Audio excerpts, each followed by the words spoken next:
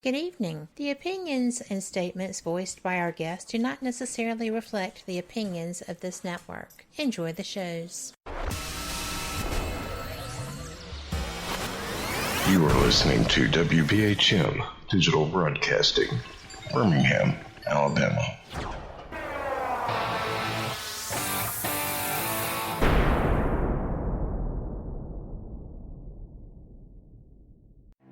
Headline edition, July 8, 1947. The Army Air Forces has announced that a flying disc has been found and is now in the possession of the Army. Army officers say the missile, found sometime last week, has been inspected at Roswell, New Mexico, and sent to Wright Field, Ohio, for further inspection. Now, historic films made in the spring of 1948 and just released show Eniwetok preparing for heavily guarded and still largely secret tests of new atomic weapons. The test's purpose is to measure atomic effects on thousands of different materials, 30,000 tons of them, not, as at Bikini, to prove military effectiveness.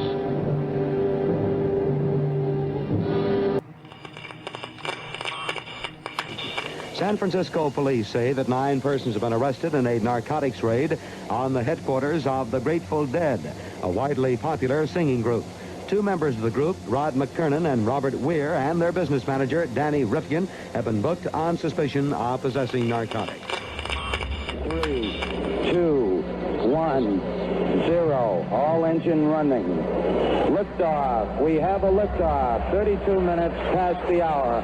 Liftoff on Apollo 11.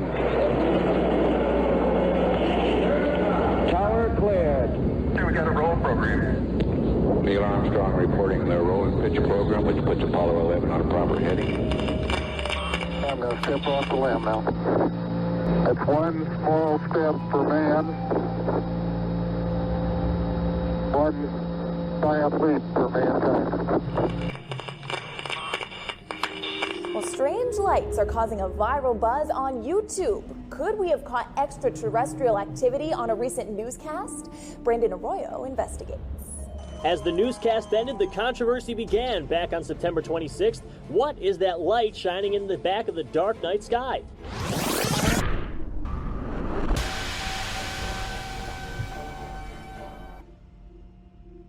With coverage reaching all the way back to 1948, for over 70 years, Fate magazine has brought you reports of the strange and unknown, all of them true.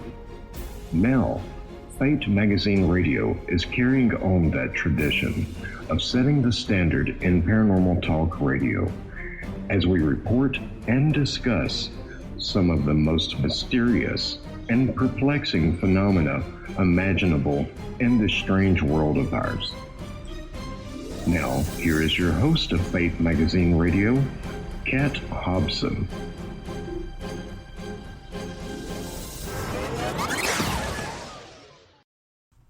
Good evening. Welcome to Fate Mag Radio, the online voice of Fate Magazine, here on WBHM Digital Broadcasting out of Birmingham, Alabama. I am Kat Hobson, your host, or as my friend Rick says, the voice of Fate. I'll take that. And I am so pleased to be able to welcome you here tonight. I know that a lot of people are traveling back from the events that kicked off this weekend. The paranormal community is coming back. The esoteric community also has just really never not been doing their thing, which I think is awesome. And I know a lot of our listeners are traveling. So thank goodness that you can get us on the Spreaker feed live. You can get us on iHeart, iTunes, Alexa, Spotify, all kinds of places. So if you have to miss a segment, that's okay. And I'll mention this at the end. You can go right back and get us. And I wanted to let y'all know that tonight's guest is somebody that I'm actually interested in talking with, because when I saw the title of his book series, it was fascinating. And when I started reading his biographical information, that was even more so. I am really thrilled to be able to welcome him here. Before I bring him on, I'm just going to let you know a little bit that he is Micah Dank. And Micah is from New York. He was degreed in a couple of different topics. He graduated from SUNY Hunter College in Manhattan with a degree in language, literature, and criticism. And I'm sure that my kids would admit to anyone that they believe I got my degree in criticism too. I kid. But I am thrilled to have him here because he is into all types of esoteric research. He is the author of a new book series, Into The Rabbitt Hole. And the first book, Into the Veil, is available on Amazon, but so are the next two, which is not, none of the others will be out through summer. And I think that you're going to love every one of them. And they're exploring astrology and hidden codes, plus what is real and what is possible when you're visiting the world of politics, conspiracy, fringe medicine, history, language, and what it means to survive in these times. And Micah Dank, I'm so glad that you're here tonight. Welcome to Fate Radio. Hey, thank you for having me. Well, I'm thrilled, to be quite honest, because I think that the things that you write about, while controversial, are interesting. Right. Yeah, it is very controversial, a lot of the stuff that I write about. That's for sure. I would say.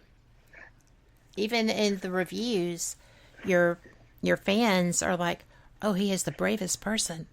Oh my gosh, he's done his research. These are real things. A lot of people do know that these are real things. So, I'm interested because while you have the Beneath the Veil, which has multiple connotations besides just your book title, you have the Sacred Stones and the Secret Weapon already out. And I have the fourth one too, Pangea's Pandemic. And when did you start writing Pangea's Pandemic? Oh, I started writing Pangea's Pandemic in about 2017, 2018. Isn't that interesting? Okay.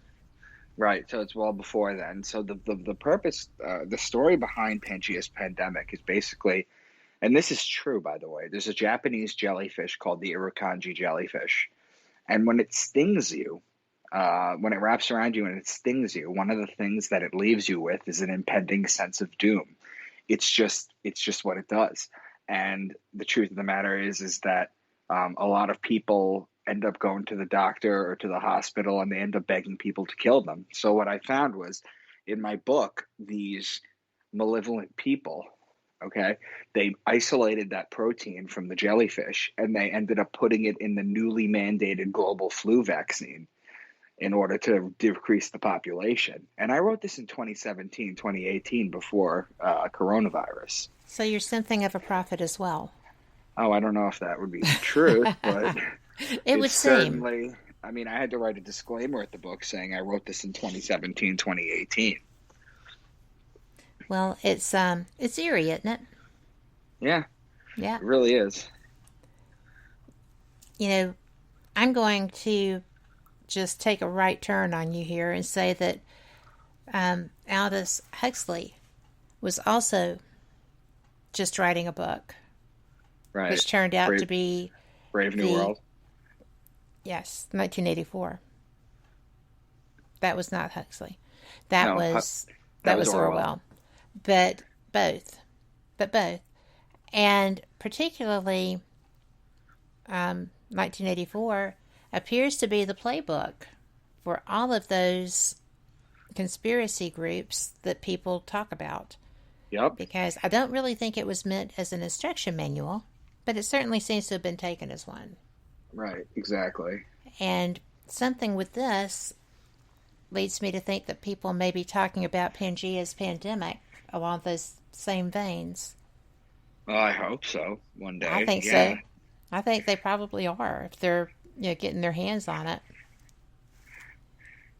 By the summertime. The thing about my books is it's a series, so you really have to read. You have to read them through. You have to start with the first one. It's basically truth and fiction, the same way that Huxley and Orwell did it. That's why I did it that way, because truth and fiction goes a lot longer than truth and truth. Yes. Well, it doesn't get blocked and banned quite as quickly. That's right. That's why I did it. So, good call on your part. Thank you. Well, all of your books, though, are the way that I'm following them. They are just very well written, very quick paced, and just feed directly into each other. I mean, this is truly one of those series people are not going to be able to put down, in my opinion. If you read the first one, absolutely. Yes. What prompted you to write this? It's very esoteric in nature. A lot of people are not going to be as familiar with these topics as you might like, but there already is a huge fan base. Yeah, there is. Thank you. I appreciate that. The interesting thing is that I started writing my first book in 2013. And what I did was I had just been studying esoteric sciences and all this like hidden knowledge, forbidden knowledge, even so to speak. Mm-hmm. Yes, and what I did was there was so much that I knew, and I was just tired of going on Facebook and just posting things and arguing with people about it. I wanted to reach a larger base. So what I did was I took everything that I've ever learned and I put it in this 6-book series. Which soon might be a 7th book, but that's neither here nor there yet. Cheesy. Yes. Yeah. But what I did was I put all this hidden information in these books, and I hid them in these books, which are basically fiction stories. They're very much, my book series are very much, they've been compared to Dan Brown's Da Vinci Code and books like and stories like National Treasure, the movies with Nicolas Cage, things of that nature. It's been compared by everyone to that, and it's wild, just the how quick the response has been since my publisher, I have a 6-book deal, since my publisher released the first one. It's just been wild. Isn't that awesome, though? It is, but I kind of, to me, I set the bar high for myself. Like right now, my publicist, who you know very well, is currently in talks with a TV producer who's reading my 2nd book right now, and hopefully I'll have an answer within the next week if he wants to move forward with it. Well, I can't see how someone would not want to do that. Well, because it's just crying out for a show. It is. People need to be exposed to that, even if they won't believe most of it. Yeah, the general public.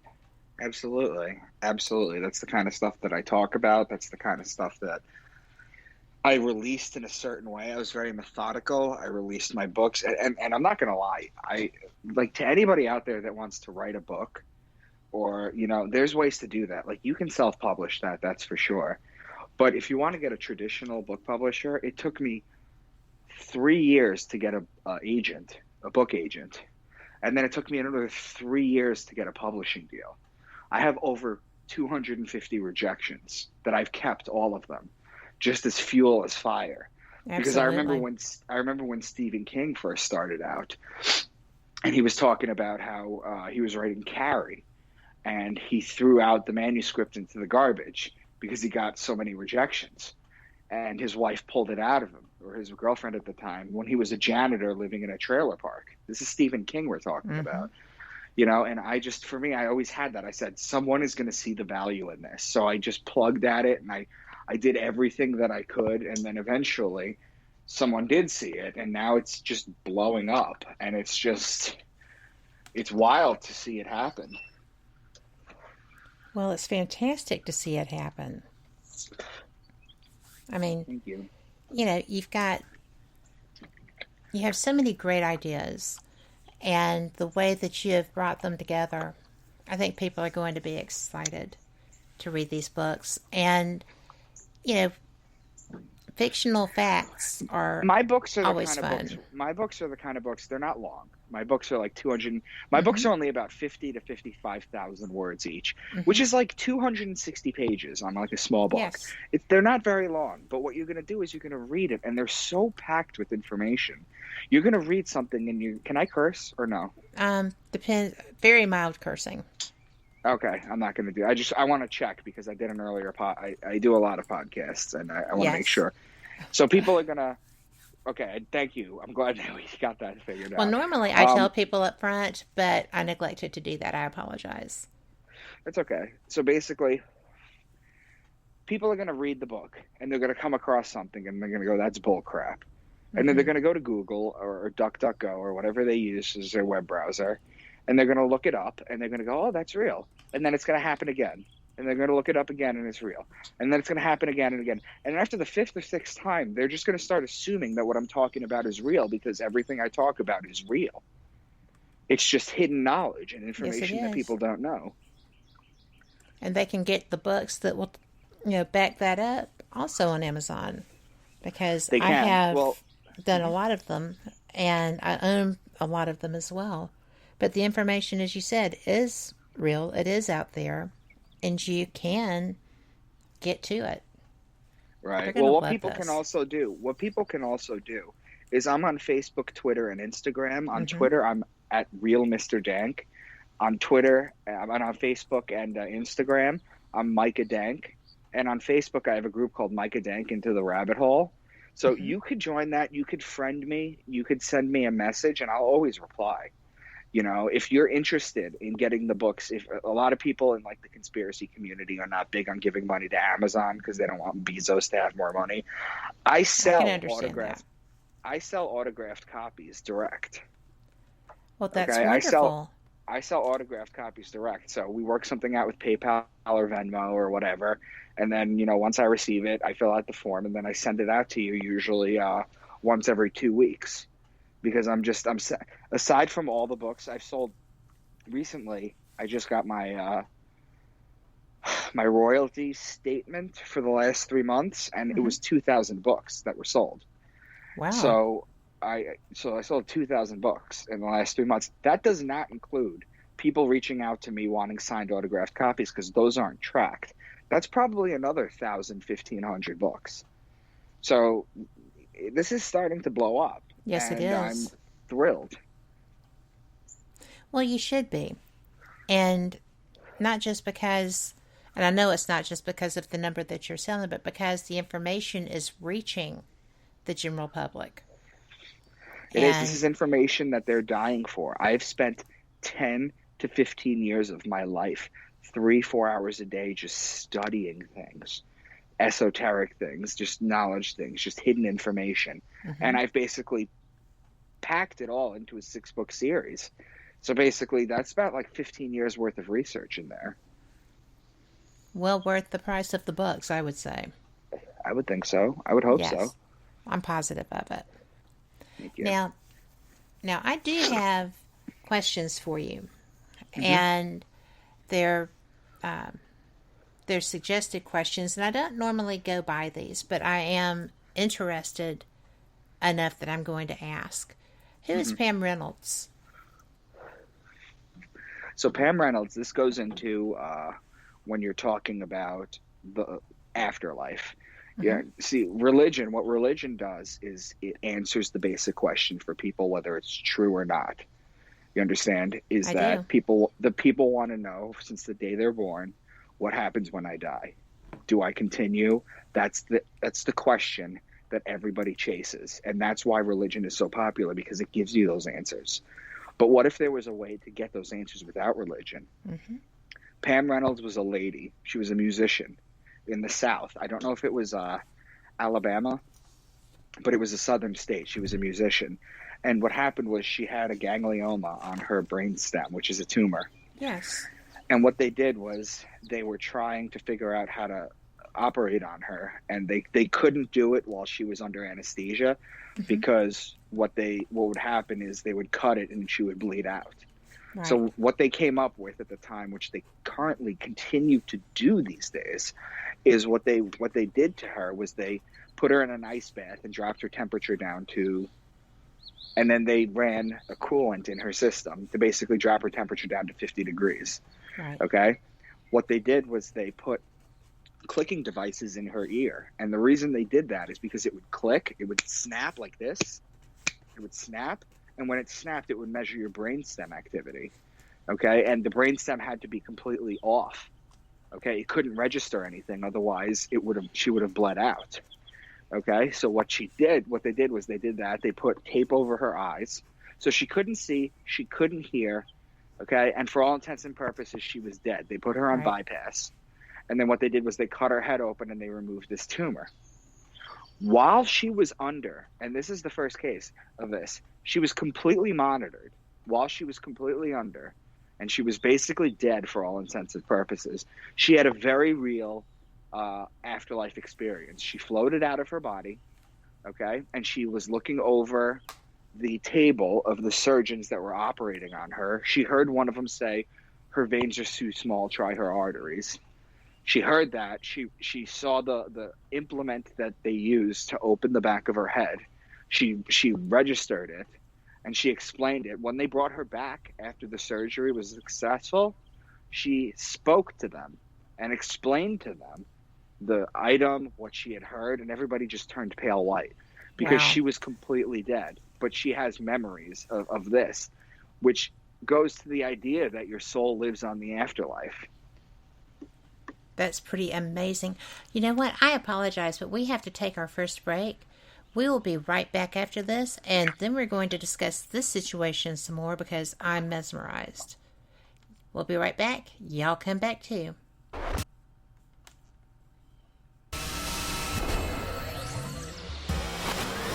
You are listening to WBHM Digital Broadcasting, Birmingham, Alabama.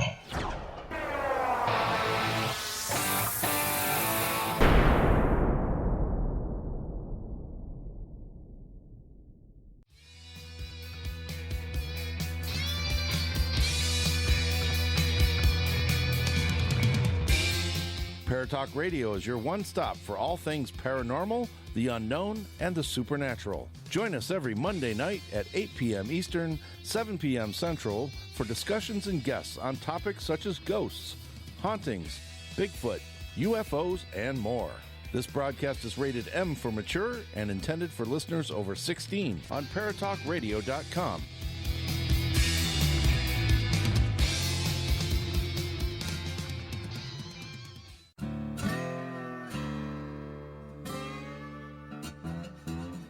Oh, come on. I'm Southern, but... Nope. That'll do. Hello. I am Kat Hobson, host of Paranormal Experience here on WBHM Digital Broadcasting out of Birmingham, Alabama. I enjoy having guests from all areas of the paranormal, from ghosts to ufology to cryptids and beyond. You'll find some of the best researchers in their fields bringing you some great information. Join me on Wednesday nights from 8 to 10 p. Eastern here on WBHM Digital Broadcasting. Since 1948, Fate magazine has brought you reports of the strange and unknown, all of them true. Fate Radio is carrying on that tradition, bringing you the unusual, macabre, strange, and bizarre. Join host Kat Hobson Sunday nights from 8 to 10 p.m. Eastern on WBHM Digital Broadcasting.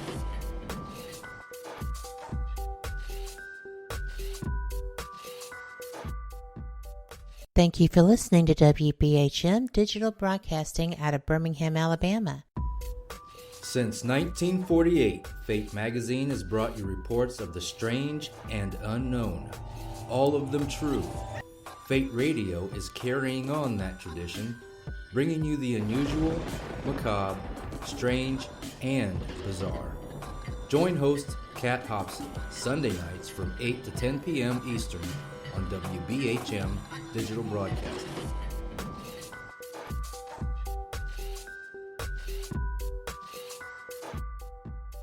The time is 23 minutes after the hour. Welcome back to Fate Mag Radio. I am so glad you're here with my guest, Micah Dank. And Micah, I apologize for having to interrupt you because this is fascinating. So she came back, she heard everything that was going on during the surgery, flipped out her doctors. Right. So what most people do is when people have near-death experiences, which to me is usually brought about by... So have you heard of DMT before? Tell us about it because while I have, our listeners may not. DMT is a molecule called dimethyltryptamine, and it's produced by your pineal gland, and it's produced 2 times in your life. The first time is when you're sleeping and you're about to dream, and it floods your brain, and that's what causes your dream. The second time it's produced in your life is as your body is shutting down to die. Your brain floods with it. That's where the near-death experience comes from. And a lot of near-death experiences come from the pineal gland, and basically the DMT just flooding the body. Now, whether those experiences are real or not is up for debate. However, Pam Reynolds is the first person who's ever been in a controlled environment during a near-death experience where what she told them, they agreed with, you know, right. and it's mind-blowing because it's a controlled experiment is what it is. Whereas most people with near-death experiences just come back and they say they saw this, but it's not controlled. Interesting. Somehow I missed that perspective because that's huge. This was actually something that, I mean, you know, it's like Ray Moody got stuff after the fact, information after the fact, but he was not there watching what was going on during those experiences as these physicians were. That's a whole different spin on this. Absolutely. So, was she fully functional when they brought her back? She was fully functional. She has since died, I think in the 70s, to be honest with you, or maybe the 90s. I'm not really sure. I could look it up. But she has since finally passed. But this was the first major breakthrough that anyone's really had as far as near-death experiences and the afterlife. Well, you know, if she was actually that close, was the DMT present in her system? You can't really tell that. That's the catchy part. Okay? Because DMT, when it's released by your pineal gland, the only way you can see if DMT has been released in your system from the pineal gland is if they cut into your brain after you're dead. And that doesn't really help anybody. No. So they just assume that. But there's plenty of people, for instance, the ancient Buddhists, they believe in the 49 is a sacred number. Yes. Okay, and why is 49? You're familiar with that, right? Mm-hmm. Well, do you know why 49 is a sacred number? I do not. Well, they knew this back then, but they're just finding it out right now. It turns out that on the 49th day of a woman's gestation, the pineal gland is visible in the baby. So that's the day supposedly that. So that's the day that the baby is supposedly his soul enters the body. Wow. I had no idea. I'm so glad you told me that because my sister and sister-in-law are practicing Buddhists, and my sister-in-law is a Tibetan Buddhist. She follows their philosophy. And I've studied a lot because I have a lot of friends who are Buddhist, and I don't want to be left behind. There's also a 49-day mourning period after someone dies. That I did know. But why is that 49? 49 is the sacred number. So that's what they do to honor. Okay. Thank you for that bit of knowledge. That's important. Thank you. So, when I always go by 42, which is you know what 42 is, right? I do. 42, the sacred number. I didn't know it was sacred. I thought it was a farce. No. Do you know why 42 is sacred? Because it's the answer to the universe. Do you know why it's the answer to the universe? I do not. So in 2001 Space Odyssey, there was the computer, right? Hal. Hal, there was the computer. And the interesting thing about that is, excuse me, what happens is that they asked Hal what the secret of the universe is. And he says the number 42. Now, do you know what the number 42 is in the computer program that used to build Hal back when the movie came out was? It has to be the protocol that gave him life. It's not the protocol that gave him life. It's not the protocol that gave him life. What is it? 42 is the sign for it's an asterisk, which means that in computer programming, 42 means it could be whatever you want it to be. Oh my gosh. So when Hal is asked, the computer program is asked, what's the secret of life? He says the number 42 because he answered like a computer. He answered what his computer would say. Right. So what is the secret? What is the secret of life? Well, Whatever the answer you is want it number to be. 42. Whatever you want it to be. There you go. I love that. Now, see, that was not included in Hitchhiker's Guide to the Galaxy, which is where I got 42. Yep. And yet there it is. I know, right? And it's a How much cool more is that? simple. It's a much more simple and eloquent answer. Yes, it is. Thank you. See? Getting schooled. I love it. So, well, that's so interesting. So, technically, as you go into these sacred numbers, they're genuine. Oh, of course. Now, I don't get very much into numerology because I find it to be, like in the Bible, when they're talking about like 7 crowns and 10 horns and 7 hearts, I find that to be too interpretive. And I would you agree. could go into you can go into numerology for this and that, but the purpose of my books is basically to explain things that can be explained. Yes. Whereas I'm not going to go there on a tangent and tell you what I think. You know, I do tell you what I think, but I do tell you things that make sense and follow a logical piece. Well, and that have backup. Yes, exactly. In large part. Absolutely, 100%. That's exactly right. That's so awesome. Thank you. You know, a lot of people, especially with the astrotheology, have problems with that. Oh, well. So, but, you know, it kind of is what it is, and everybody has the right to their opinion. Of course. And, Look, I'm not trying to say that I have all the answers. I don't. Well, I'm saying that my answers are probably more interesting than your answers. Well, now, see, I don't know what all of my answers are, and I'm old. So I'm still learning them. But I kid.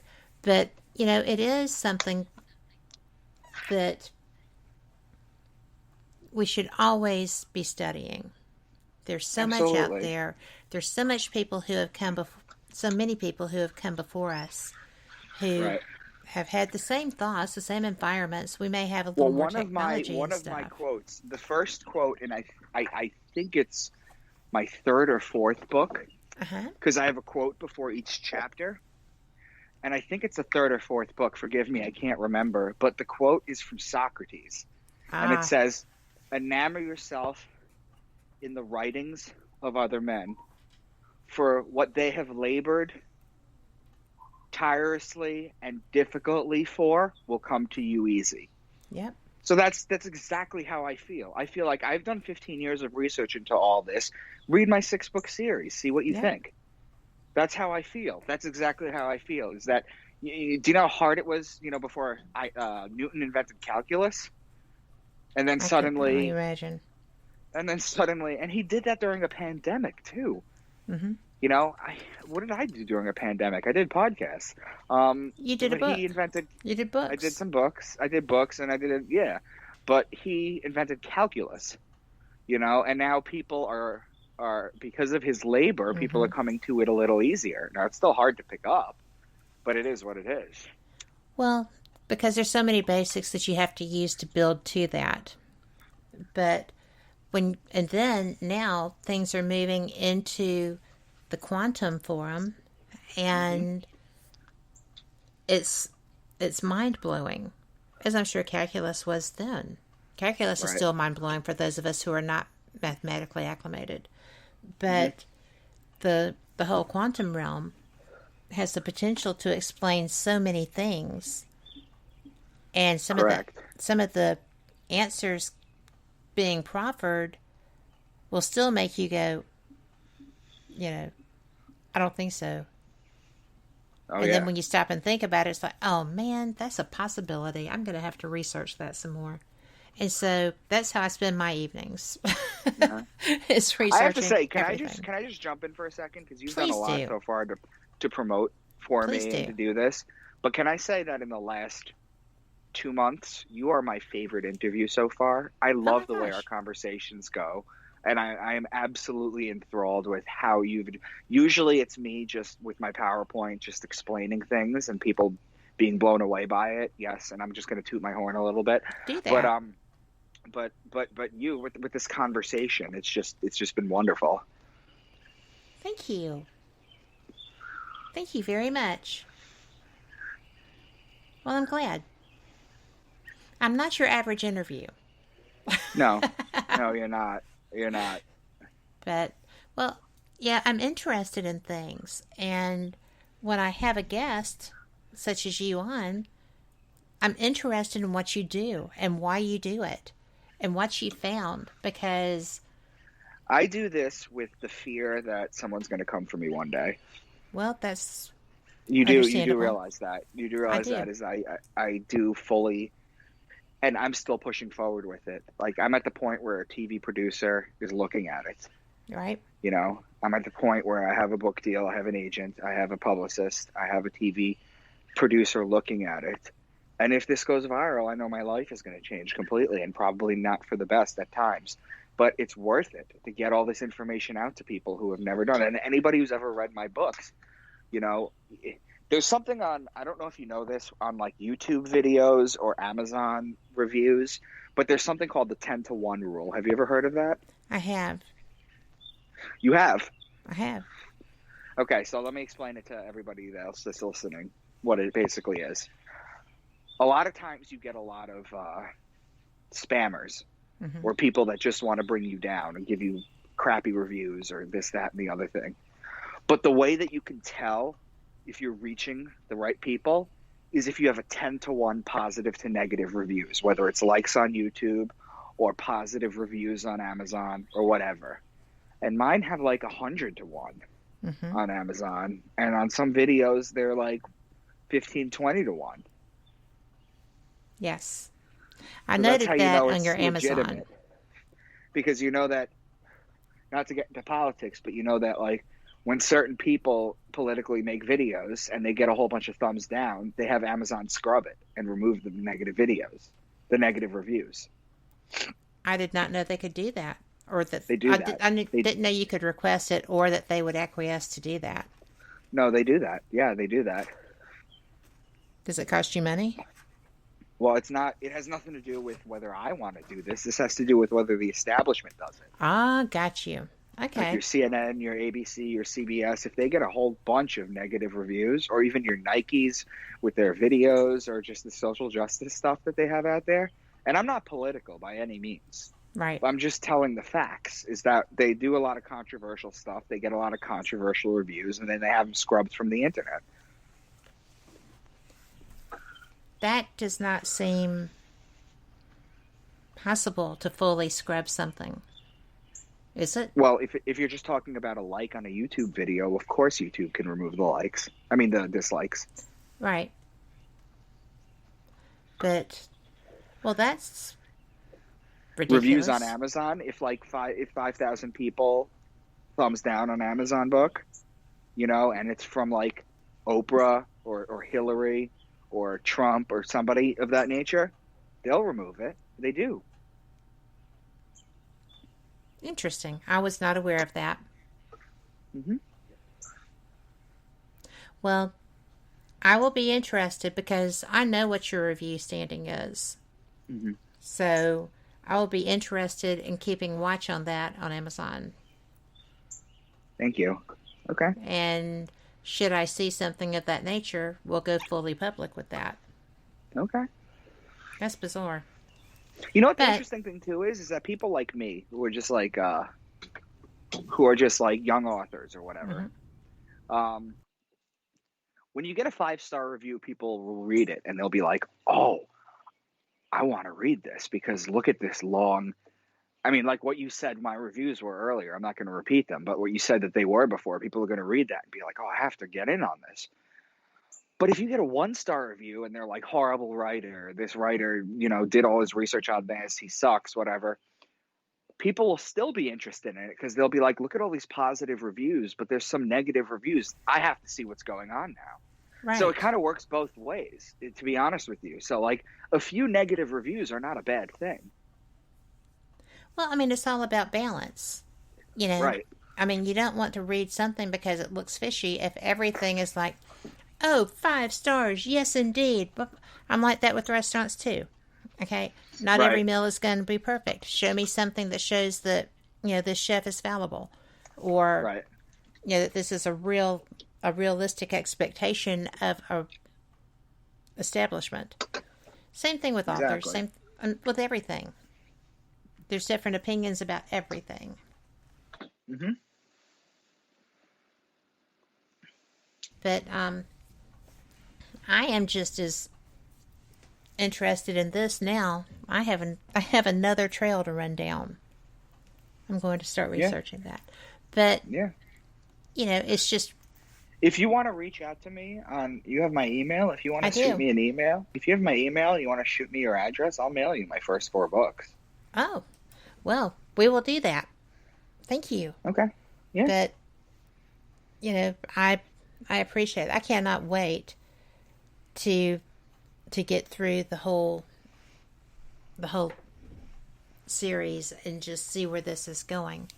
Now, I'm just about to ask you a question that is going to take you at least 5 minutes or more to answer, and we are almost at our break. Yeah.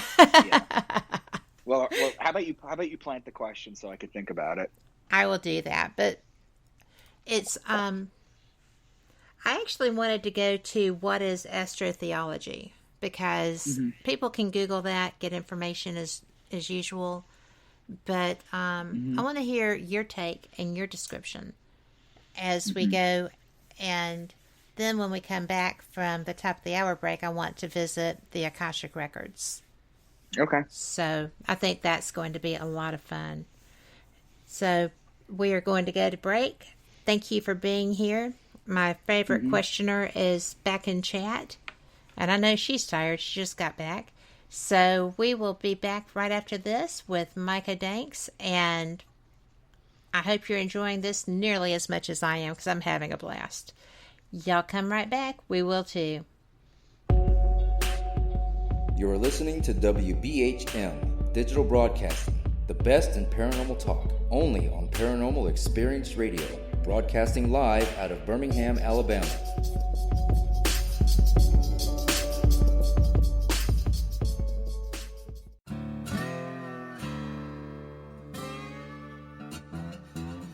Oh, come on. I'm Southern, but... Nope. That'll do. Hello.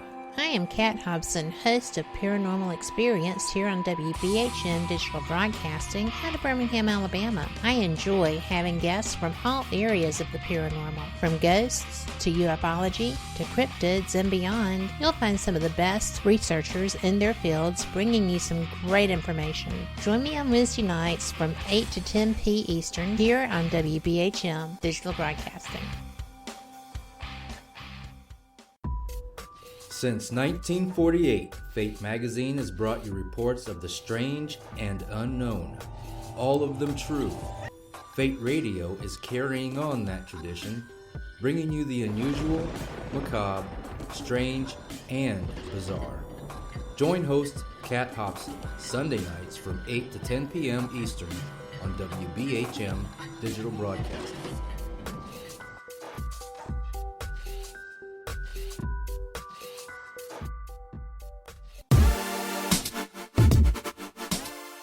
Listening to WBHM Digital Broadcasting, the best in paranormal talk, only on Paranormal Experienced Radio, broadcasting live out of Birmingham, Alabama. Welcome back to Fate Magazine Radio here on WBHM Digital Broadcasting out of Birmingham, Alabama. I am talking with my guest, and Micah Dank is his name. But Micah, I am enjoying every second of this. And I am too. I'm so glad. And I told you that I wanted to go into astrotheology, and I appreciate you appreciating the region that I live in. But this is a global audience, and I think that everybody is capable of entertaining a different thought. I hope so. I hope so, because this is the major point of my book series. Yes, is astrotheology. So yes. You asked a question before. What is it? Yes. Well, I'll explain it basically the best way that I can. Okay. Astrotheology. You know, are you familiar with the zodiac? I am. And I'm familiar with how this ties in with that. Astrotheology is basically the mythology and the stories behind the zodiac. Okay. Okay. And what it is there's keywords in each sign, okay, that you look for that tells you that they're talking about that sign. For instance, in Virgo, it's a woman holding a wheat stalk. It's the Virgin, okay, holding a wheat stalk. And that's Virgo. And the wheat stalk, she's holding the wheat stalk because it literally symbolized in the ancient days that when Virgo season was above, when you look in the sky and see Virgo, you would come in and the virgins would cultivate the wheat in order for you to make the bread. Taurus, for example, is the bull. Because you look in the sky and you see the bull, you know that you have to put the plow on the bull on earth in order to plow the soil, in order to plant the stuff for the year, so that at the end of the year you can harvest.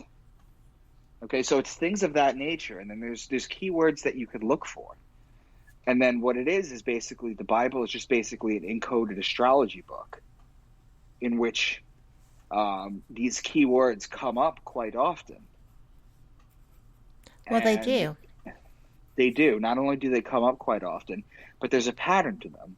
See, if you know the pattern of the zodiac, you'll know that if they're talking about wheat or grain or barley, for example, or a virgin or a young woman or a girl, you know they're talking about Virgo.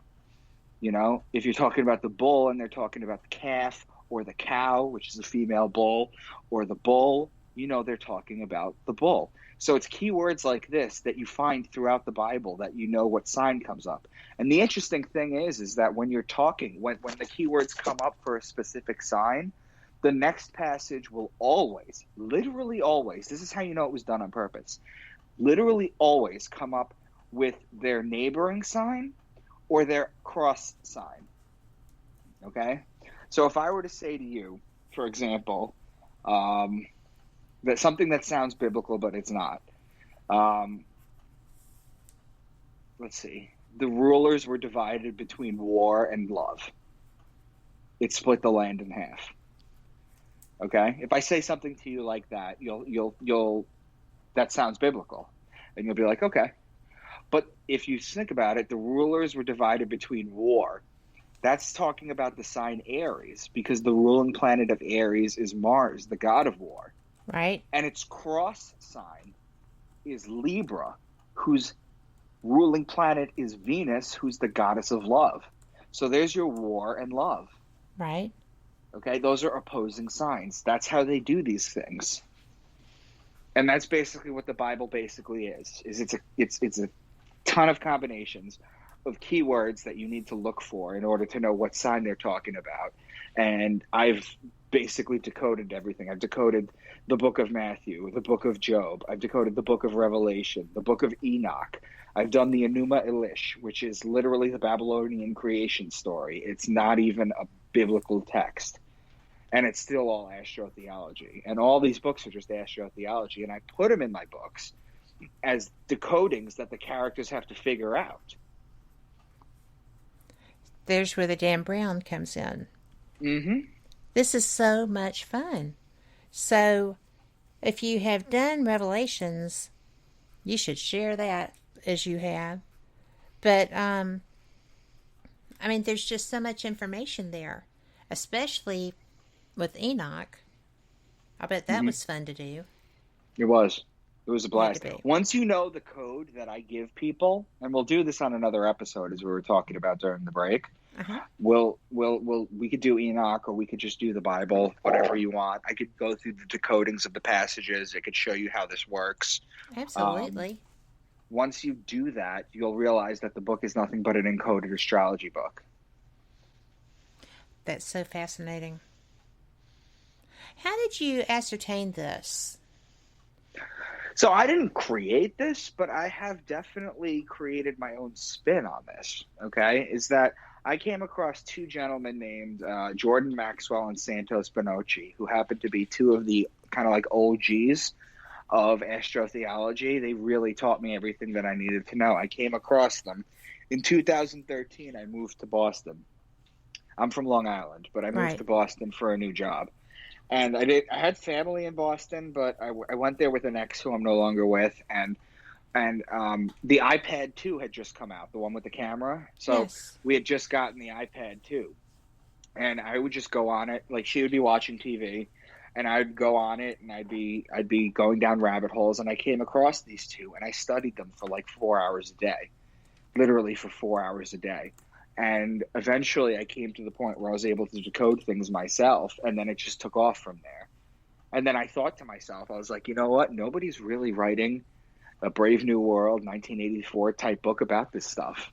So I wanted to be the one to do it. I mean, it's not that I wanted to be the one to do it, but I have a writing background and I have the skills to do it. So I was like, you know what? Let me just write a story about this kid who doesn't believe in conspiracies or anything, and then his brother dies, and it sends him into turmoil. And by the end of the first book, he's like completely into conspiracies, and then it's just such a good progression, and it's been so positive so far. Well, yes, I would say so. Well, how did you actually, once you got started, how did you learn what to find? How did you determine what you were actually actively seeking? I've been going down rabbit holes and studying things. And to be honest with you, if it made my jaw drop or I got goosebumps from it, I wrote it down on a piece of paper, or I wrote it down on a Word document. Yes. And then eventually I kept writing things down. And then eventually I had like 90 pages of a Word document of stuff that I wanted to share. And I just took all of that stuff and just intertwined it into a story. That's awesome. And you know, it's kind of like my Magnus. It's kind of like my Magnus opus. Like if I were to disappear tomorrow, like you'll see my books, my work, and you'll know where I stood in life. You know? Yes. Absolutely. Fascinating. Well, I just have to say that kudos.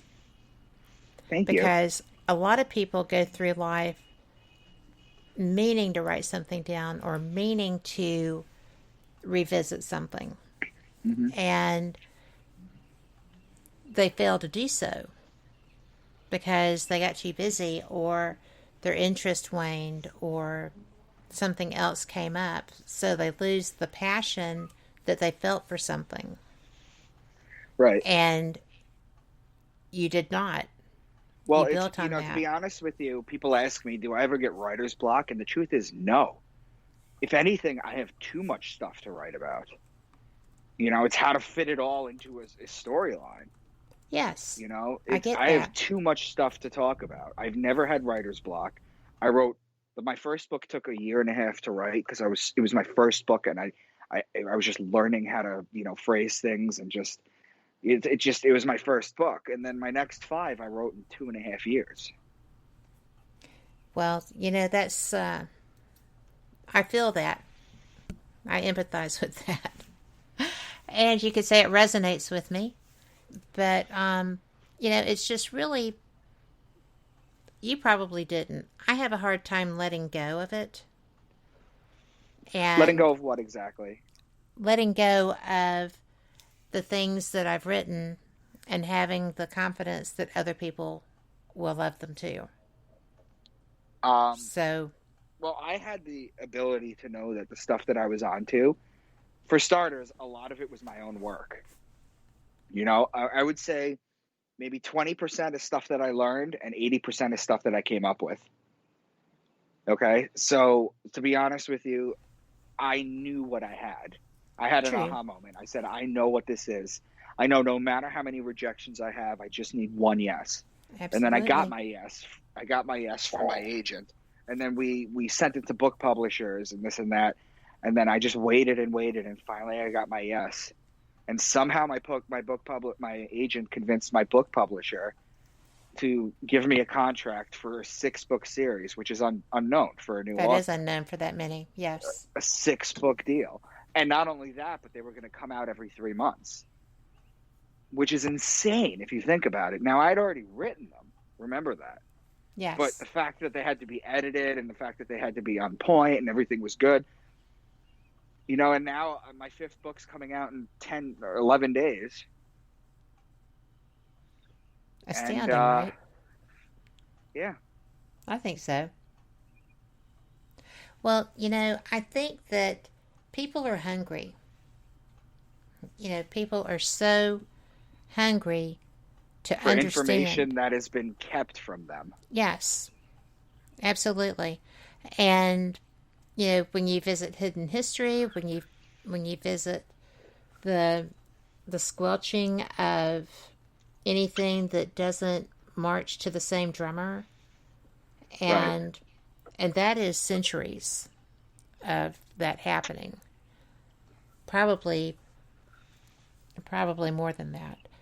And yeah, because there's always been, you know, the elite few who were the teachers or the rulers or the people that decided what information could be disseminated to the others because they wouldn't understand, they'd be afraid, they wouldn't cope with this. All kinds of reasons that they used to justify to themselves. And so by doing that, they could make themselves feel good about the fact that, well, you know, we are the people that should be ruling them. Yep. You know, and we're just protecting them from themselves because they couldn't possibly comprehend. This series just blows the lid on all of that. I think that's fun. And I do think you're going to get visits. Yeah. I do think that will happen to you. Right, but not before it's too late. No. Because, you know, you've got everything lined up. You've got all the information available. And you're taking it to the masses nice. So, yep. Just putting it out there, little information, talk to a few people, let them know what's there. Bada boom, bada bing. You're kind of protected by your own fandom, as it were. I hope. Because like that woman said in your reviews, you're quite the brave person. Did you feel just compelled to do this? I did. I still do, even though sometimes, not going to lie, it keeps me up at night. Yeah. Sometimes it does, because I'm wondering, like, if this really, really takes off, like, I know there's going to be a lot of angry people out there. If this really, really takes off, you'll be protected more so, because they can go to your taxes, they can do whatever. But, you know, the men in black are scary, but when you're a public entity, it makes it harder. Right. So, that's been my observation. So, I think that you're fine. We're going to go with that. Thank you. Right now. Okay. And we're going to go to break because it's that time. This is our news break. Everybody knows that I am always trying to find something positive about it, so let's do that. And thanks for being here. Y'all come right back with us. I know you're enjoying Micah as much as I am. The books are the Into the Rabbitt Hole series. The first, Beneath the Veil, we're going to be talking a little bit more about too. And We want you part of it. Be sure to get into chat and get us your questions. We'll see you on the flip side.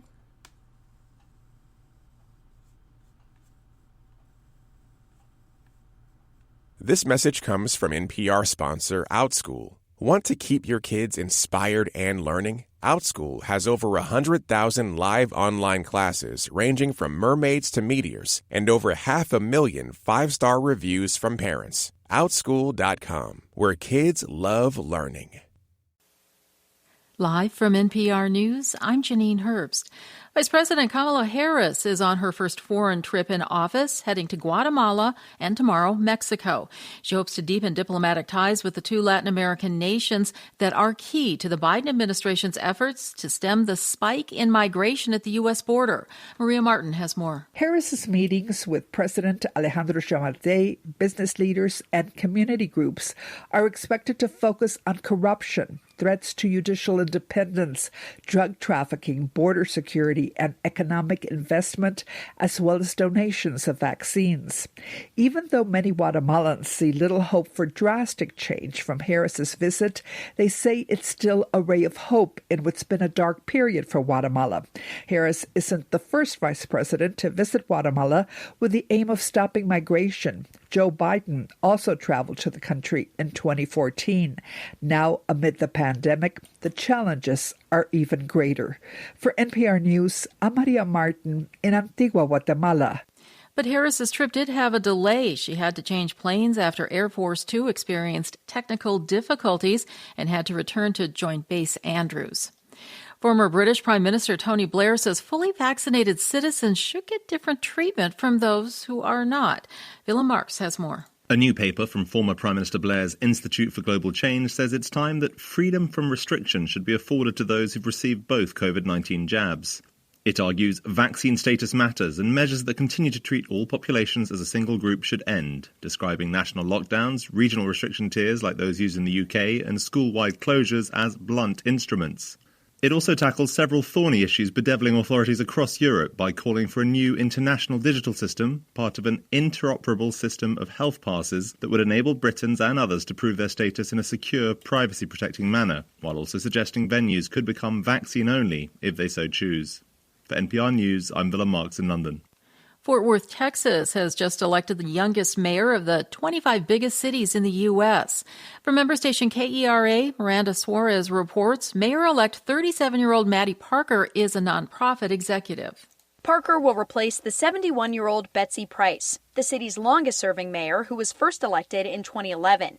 In celebrating her win, Parker, a millennial, noted the generational shift in leadership. What a tremendous opportunity for my generation to take the torch, but with respect and appreciation for all the leaders before us. The mayor's seat is officially nonpartisan, but both Price and Parker are Republicans. That means Fort Worth will remain one of the few GOP-led big cities in the country, and the only one in Texas. For NPR News, I'm Miranda Suarez. And you're listening to NPR News. Jimmy Allen Ruth, one of the bus drivers who carried civil rights activists through the Deep South in the early 1960s, has died. Juliana Kim from member station WPLN has more. Ruth was a young employee for Continental Trailways buses when a group of college students was looking for a ride to Jackson, Mississippi. It was part of an effort by black and white students together to shed light on the segregation happening in the transit systems. The journeys were often met with violence and arrests. Ruth was the only Trailways employee willing to drive the group. He was 23 at the time, only a few years older than the Freedom Riders themselves. Ruth died last week at age 83 near Memphis. His bus driving memorabilia is displayed at the Tennessee State Museum. For NPR News, I'm Juliana Kim in Nashville. It's the 77th commemoration of D-Day, known as the largest air, land, and sea assault in history. The Allied invasion of Nazi-occupied France helped defeat Nazi Germany. Terry Schultz reports on the opening of a new tribute to thousands who lost their lives in the Battle of Normandy. The new British Normandy Memorial bears the names of more than 22,000 service members from 30 countries who were under British command in the Battle of Normandy. It also includes a French memorial to the civilians who died. The Normandy invasion was extremely deadly to Allied forces, but also allowed them to capture 2 key bridges that hindered a German counterattack. Terry Schultz reporting. U.S. futures contracts trading slightly higher at this hour. You're listening to NPR News. Welcome back to WBHM Digital Broadcasting out of Birmingham, Alabama. The time is 5 minutes after the hour. Welcome back to Fate Mag Radio, the online voice of Fate Magazine. I'm so glad that you are with us tonight because the second hour is going to be rocking. My guest is Micah Dank. But before we go back, I want to let y'all know that if you have not been to fatemag.com, you need to go. It is so awesome. And I know most of you tune in here through that, so I know you're there. But we have got new issues. We've got all kinds of wonderful things. The most comfortable t-shirt I've ever worn came from there. And trading cards and archives and just general information. Different articles. You can see past editions, current editions there. Check it out, fatemag.com. And Micah, I am so glad that you are my guest tonight because this is just so much information and so much fun getting to speak with you about it because I love all of this stuff. Thank you. I appreciate it. Like I told you, you are the best. Well, thank you. Now I'm blushing. But I appreciate it so much. You can just keep saying that all you want to. I will.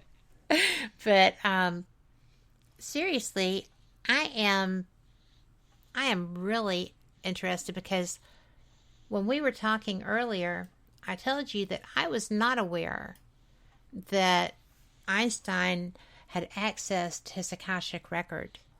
Mm-hmm. And I know that Casey, or I always say it Casey, it's Case, did as well. But how did it help him? And how Einstein, did both of them do that? What Casey used to do was Edgar Cayce he was known as the sleeping prophet, and there's a ton of his work out there.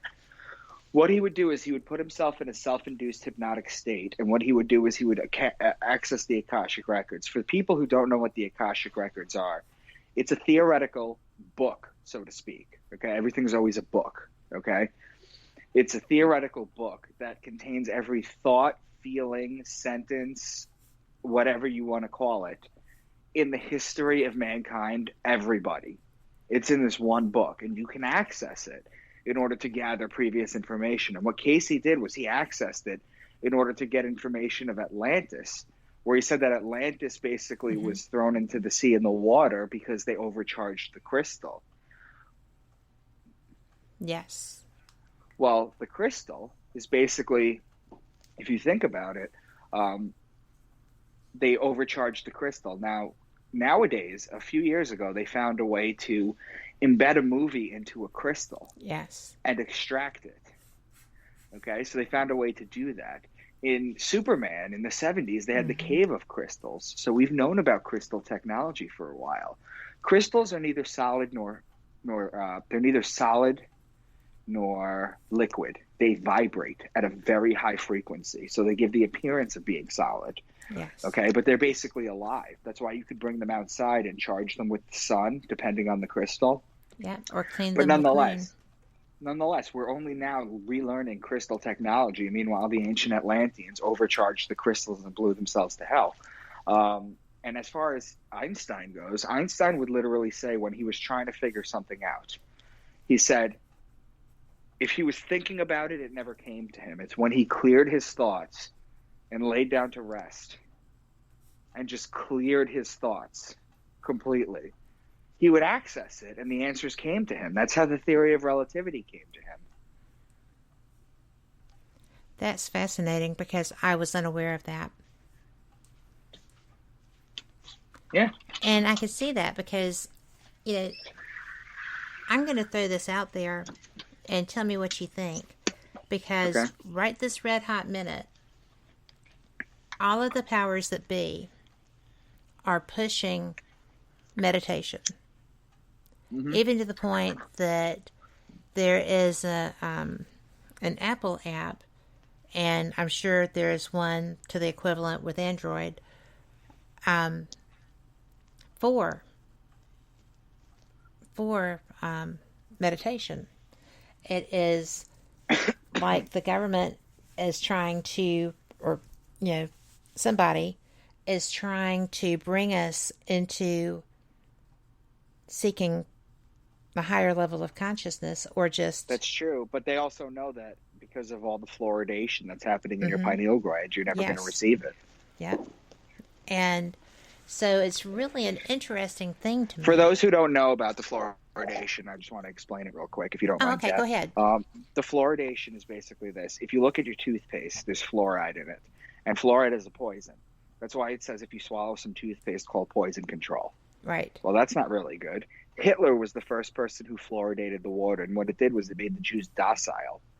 Okay, fluoride is put into almost every antidepressant out there. Fluoride is put into the water. The only way to get clean water is if you get what's called a reverse osmosis filter that you connect to your water pipe or your water, your sink. And what it does is it filters all the fluoride out. But they fluoridate the water.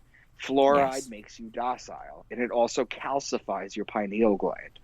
Okay, and your pineal gland is your third eye. It's your seat to the soul. It's your seat to God. Yes. And that is not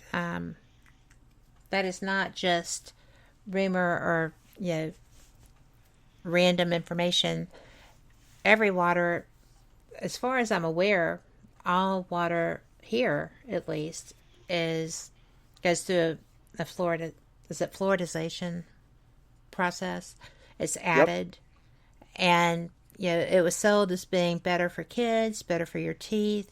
That's what they said exactly. They said it's better for your teeth. That's why you get a fluoride treatment when you go to the dentist. You can ask them not to give you a fluoride treatment.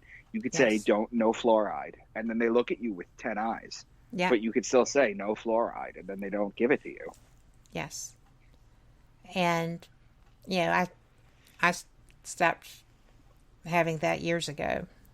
And, it's just interesting because... why would they have done that? Well, to make you docile. People Not only that, protest. But to keep you lower. They give you religion, which keeps you in your lower chakras, because it's not true spirituality. They give you fluoride to calcify your pineal gland, so you can't properly meditate or achieve enlightenment. They do this on purpose. Yeah, because they know. And this is all kind of stuff that I talk about in the books too. Well, yeah. I mean, that's what your characters go through. Mm-hmm. So, and the chat says, wow, that's crazy, because our kid's pediatrician always said fluoride water was awesome. Well, no, it's not. And the dentist. It's a poison. Look at your toothpaste. Yeah. Whoever said that, go to your bathroom and look at your toothpaste. Okay? Yeah. It has fluoride in it. And look at it. It says, if swallowed, call poison control. Fluoride is a poison. And that is, because it's always been a big deal if kids swallowed their toothpaste. And, I actually appreciate Whole Foods because they have non-fluoride toothpaste. Yeah. And another chatter says, ruined my teeth. It is poison. So, there you go. Mm-hmm. But, there's so many things that are out there conspiratorially that aren't conspiracy at all. I don't consider it a conspiracy if it's true. No, it's not. But when it comes to the Akashic Records, how did you encode this in your book? You'll read it in book 1. There's a section. So, have you ever heard of astral projection? I have. So, for people who don't know what astral projection is, it's when you get into a very deep meditative sleep and you kind of leave your body. And you can literally look down and see your body in bed. And what happens is you're tethered to your body. There's a silver string that goes to your umbilical cord. That's what keeps you to your body. Now, if that were to break, you would be dead. And your soul would just fly away. But there are ways to astral project. And when you astral project sometimes, one of my characters astral projects. Mm-hmm. And he ends up physically opening a metaphorical book that's actually a literal book in space to find the answer to something that he needs because they're stuck at something. Well, you've just put all kinds of things in there. I'm just loving this. So, and I know, because I saw some of it, but, and I'm going to let people know that Micah may have to leave at the bottom of the hour.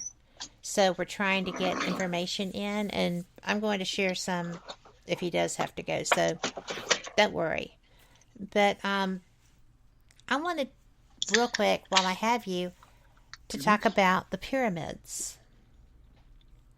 Because I saw, it's very odd. I had a dream, and then I was reading your book, but about the pyramids, about the crowns being everywhere. Right. And nothing was still part of the pyramid. But they weren't just like beside them in Egypt, right? They were. The pyramids are basically energy devices. Yes. That's what they are. They're energy devices. Yes. And recently, in the last few years, they had a guy on a farm who built a pyramid on the farm. And what he found was that the crops that were in the pyramid grew 4 times as fast as the crops outside of the pyramid. Okay, so they're energy portals. So in my second book, I talk about the capstones of the 3 major pyramids in Cairo and how they're missing and where they are and what happens when you restore them and what it does. So I don't want to give away anything else besides that, but that's basically what the sacred stones are about. Yes. And, you know, it's really fascinating because I've interviewed people who had various ideas on the background of the pyramids.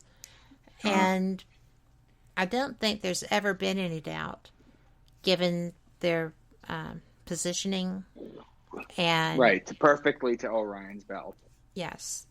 And, you know, the ley lines and all of that, that they're not just randomly structured triangles stuck out in a desert. No, they're not. Yeah, all this, so far before anybody had a technical background in understanding energy, pyramids, placement, and everything else, but they were already using the stars. They were already using astrotheology at that point. Yeah, they were. They have been for at least 40,000 years. Yeah. And so I just think it's neat, but I think it's weird that I dreamed about them being all over the globe, and then I was reading your stuff, and I was like, oh, well, there's a very weird connection. It's a synchronicity. It is a synchronicity, and I never doubt them. I don't always understand them until it's revealed, but it's pretty cool. And we have got, I'm going to just do a station ID, and then we're going to come back, and we are going to talk about some crystals again, if that's okay. All right. Okay. So just sit tight. This is momentary. You're listening to WBHM Digital Broadcasting, the best in paranormal talk, only on Paranormal Experience Radio, broadcasting live out of Birmingham, Alabama.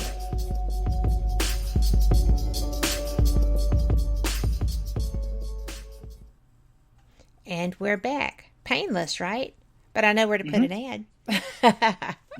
So, I am so interested because we were discussing the crystal technology, and we already touched on how it's connected to Atlantis. But, you go back and you look at the legends of the crystal skulls, and you look at so many different types of crystal creations that are supposed to be portals, that are supposed to be technology that can basically light up the world. It's that is not a new concept. No, not at all.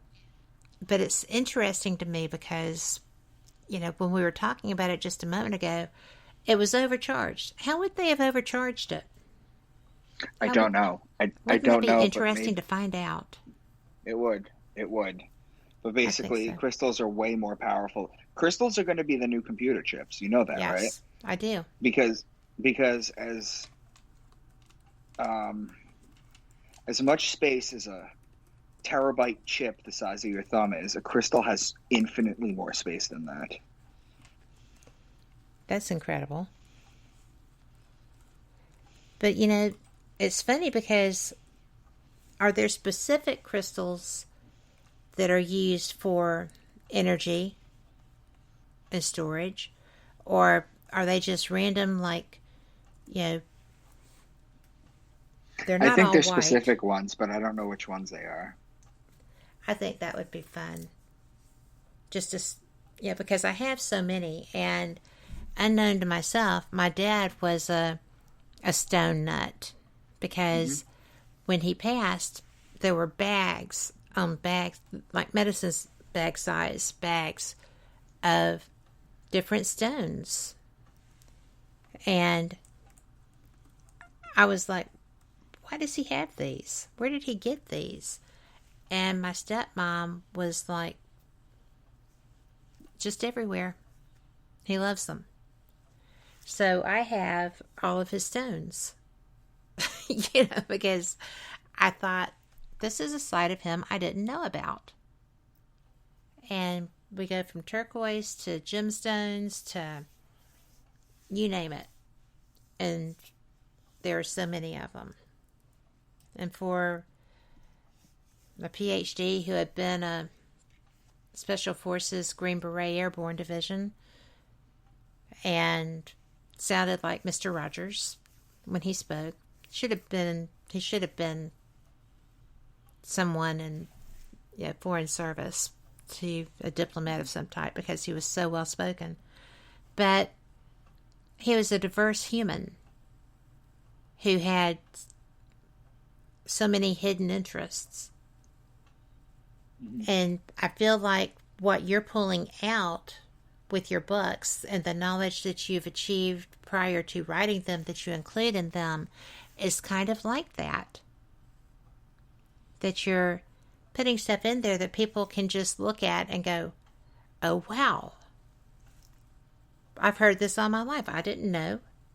And you're bringing that to them. I think so. That's a good way to put it. Yeah. And I guess because of the sacred stones, it made me think of that. But, random, hidden, stuck in a dresser drawer. And totally relevant to something for him, because who knows why. So, I just went off the path. But, do you have a moment to talk about the CIA's mind control? Oh, that's not going to be a moment. I know, but do you have enough time just to touch base on it? I don't think so. Oh, I'm so torn. I'm glad you're coming back. Yeah, reach out to me. We'll do another one for sure. Well, what is your favorite? Before, this is like asking who's your favorite child, but out of all of the information, the experiences that not only prompted you to write this series, but the knowledge base that you are including in this, what do you think is the most important piece of hidden knowledge that you are sharing through this? I think it's my main topic, astrotheology. Do you think so? Yeah, 100%. Why do you think so? Because you have so many things. Because it literally is the key to everything. It's the key to all the ancient texts. It's everything. Well, I think that you have educated me so well already that I just think that you're awesome. I'm glad that you're here. Thank you. I'm glad that you were able to be here. And I completely understand that you have something else that you need to do. And no worries here. I am just very appreciative of your time. But next time I get you the full 2 hours. Oh, so absolutely. So I think that this has been great. Come back, and I am going to discuss some more of the things that you have shared here a little more fully. And I hope I do you justice with that. I appreciate that. Reach out to me soon, okay? Oh, you know I will.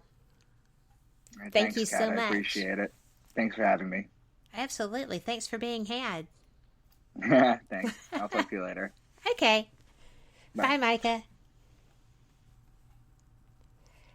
And for everyone who is listening, was he amazing or what? It has really been a privilege to be talking with him. I can't wait to get all of his books out. Now, Sherry, I know that you were worried about astrotheology. It is actually the way that people approached nature.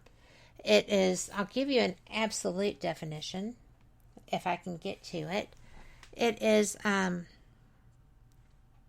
there's a lot to it. There's ways that look at it as an occult, esoteric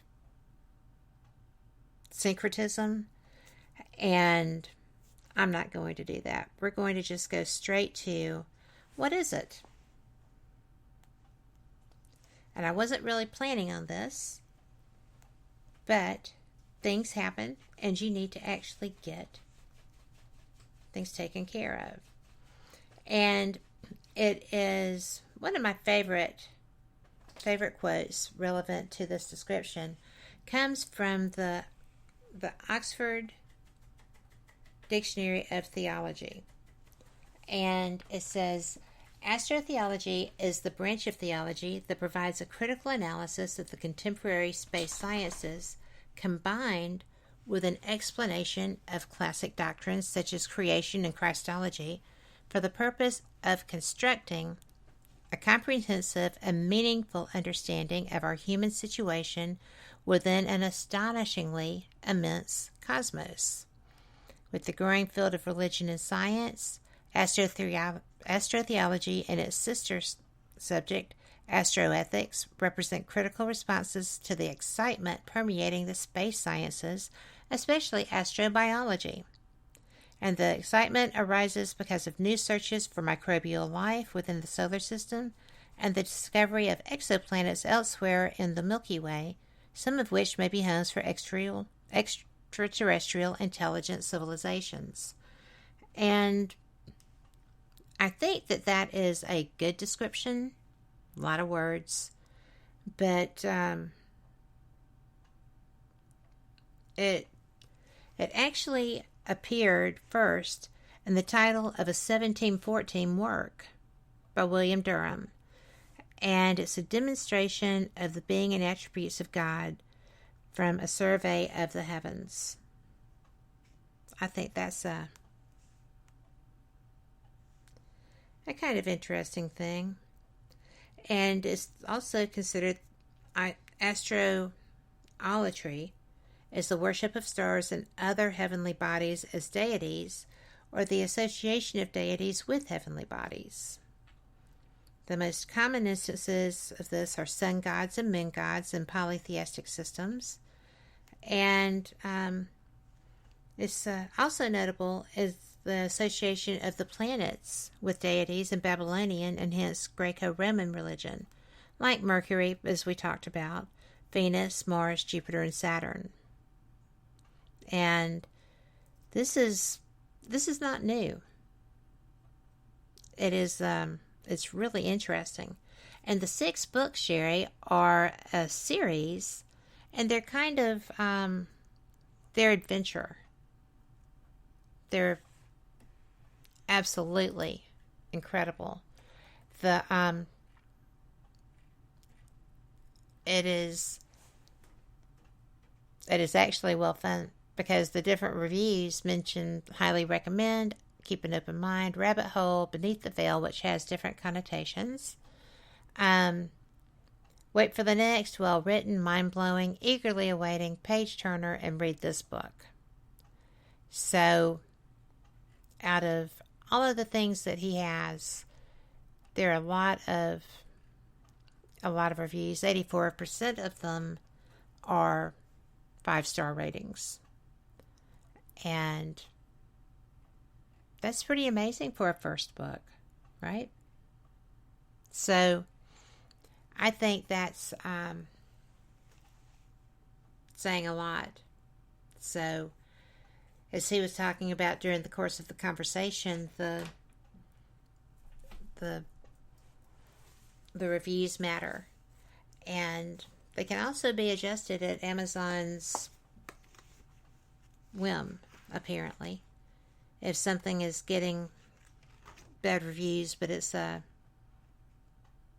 mega talented person or mega popular person, then they can review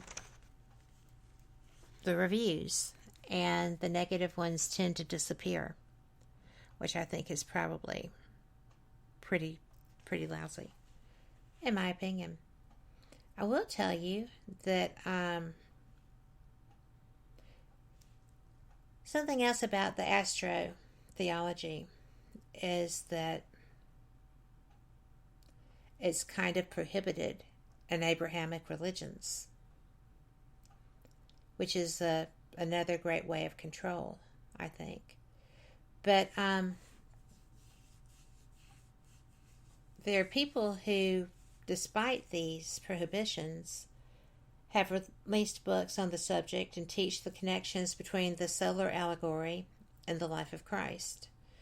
One in particular, Dorothy Murdoch, goes beyond the astronomical comparisons and postulates ties between the origins of many of the early Abrahamic religions to ancient mythologies of that, such as in Egypt, Rome, and Greece. The Quran contains strong prohibitions against it. This is not something that is really noteworthy to a lot of people, but I think that it is.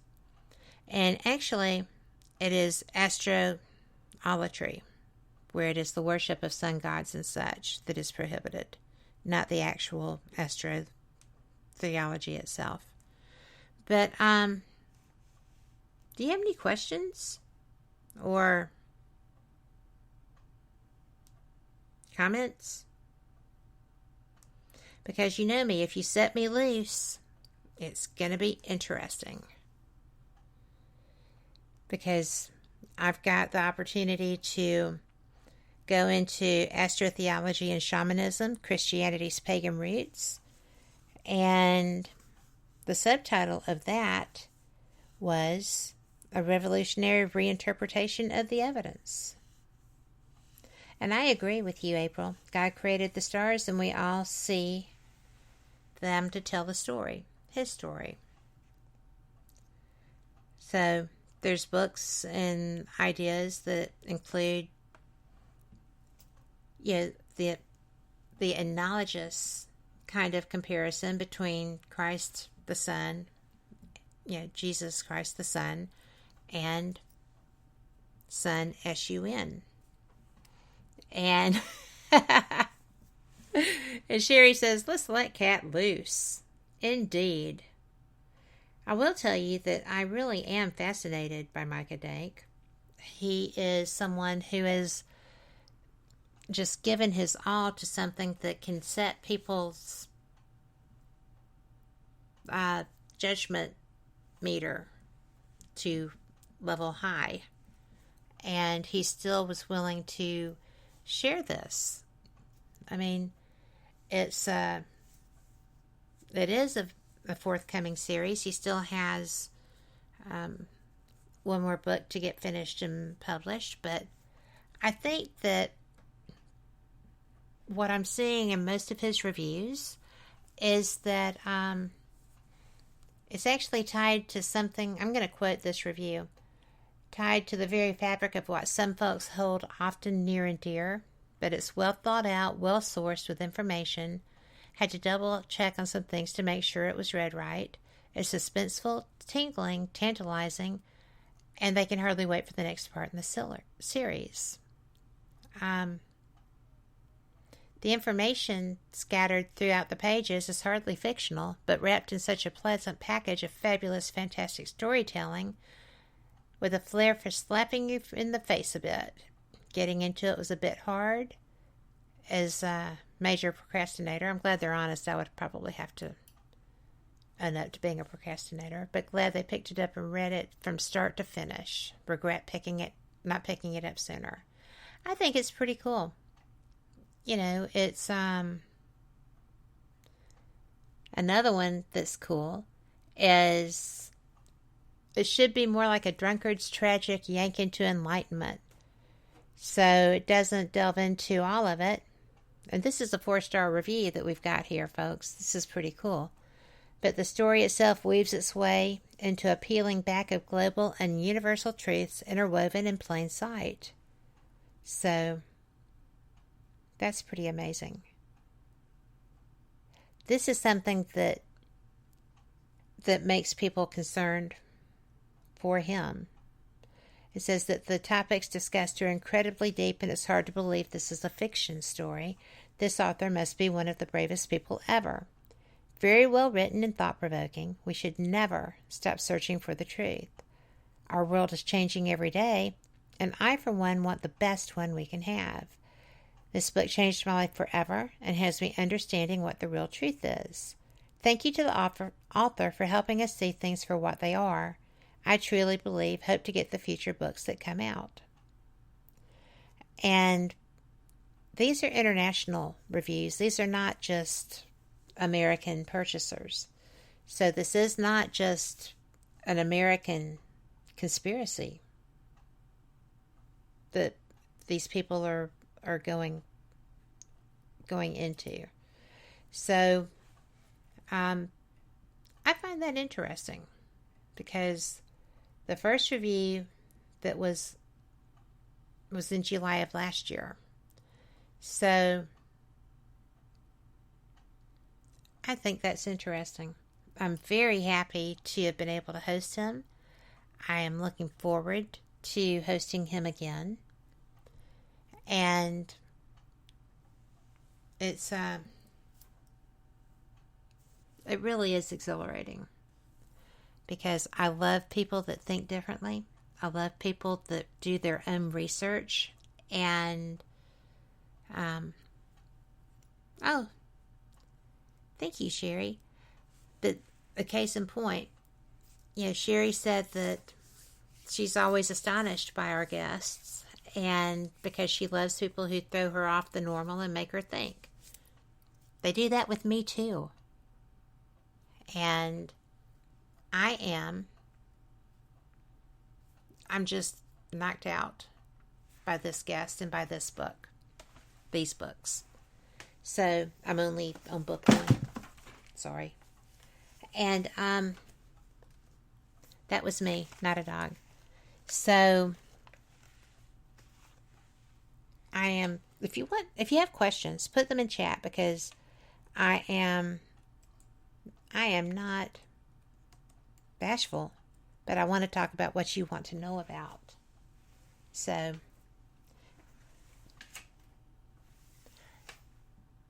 let's see.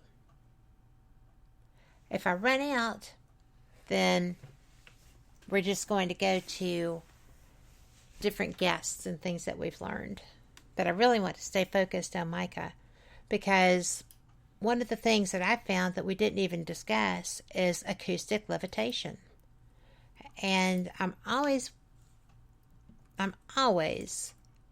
interested in sharing stuff.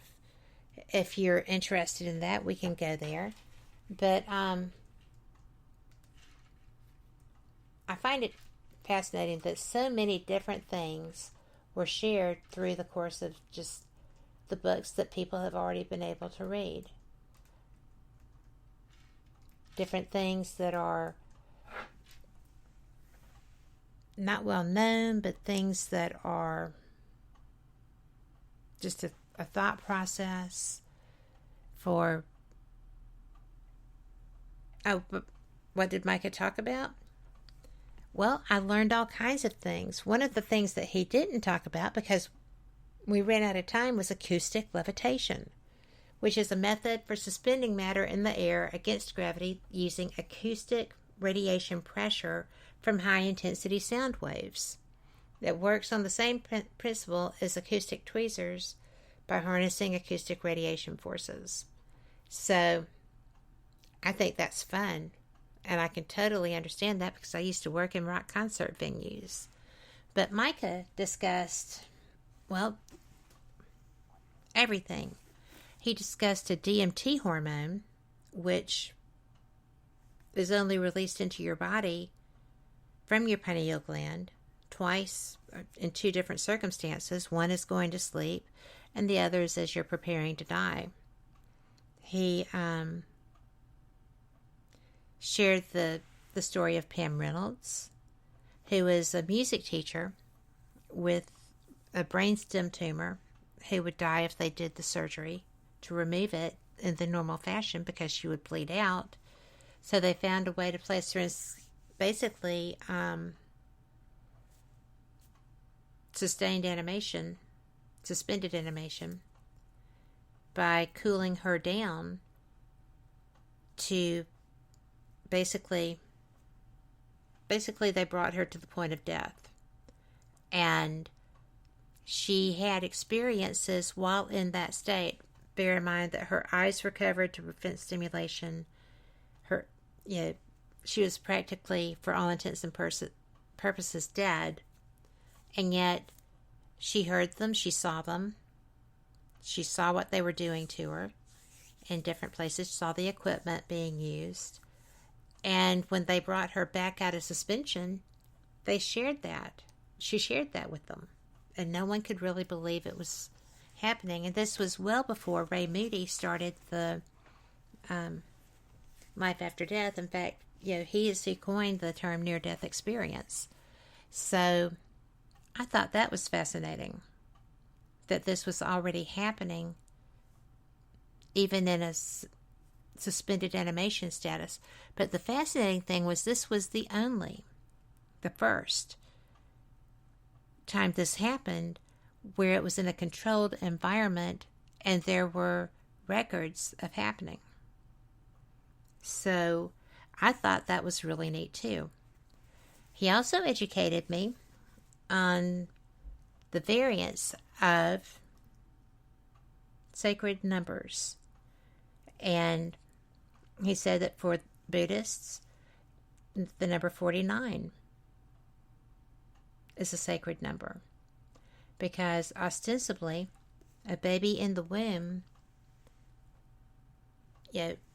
is animated, becomes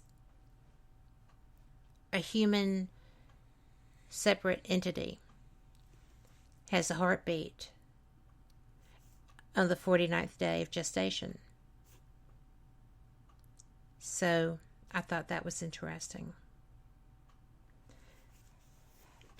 I said, well, the number that I know is 42 because I'm a Hitchhiker's Guide to the Galaxy fan. And he said, well, that's a sacred number. And I said, no way. And he said, yes. He said, do you know why? And I said, I do not. He said, because 49, if you're looking at code, this is from 2001: A Space Odyssey, and it was Hal's interpretation of the answer to everything, which is what 42 is. Because 42 in code is an asterisk, which means that you can put anything you want there. So the answer to the universe is 42, whatever you want it to be. Now that's pretty neat. We're going to do a break and be right back.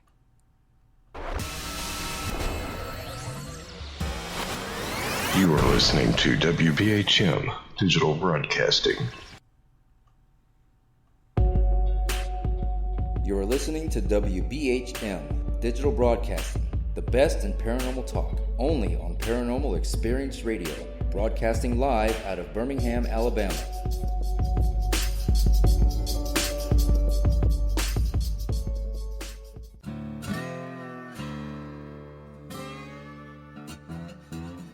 Oh, come on. I'm Southern, but... Nope. That'll do. Hello.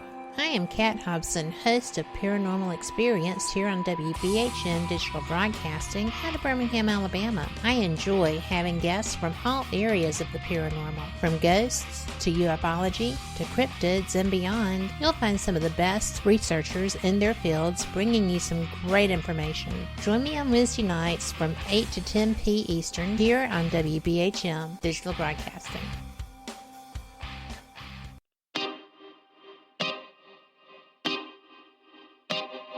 This is Jason Bland, host of Midwest Paranormal Presents Paranormal Soup, where we stream live as a webcast every Sunday night, 11 p.m. to 2 a.m. Eastern, with guests who will blow your mind. Live ghost box sessions where you can call into the show to see if the spirits will talk to you, and the world wide web of weird with the latest in paranormal news and evidence.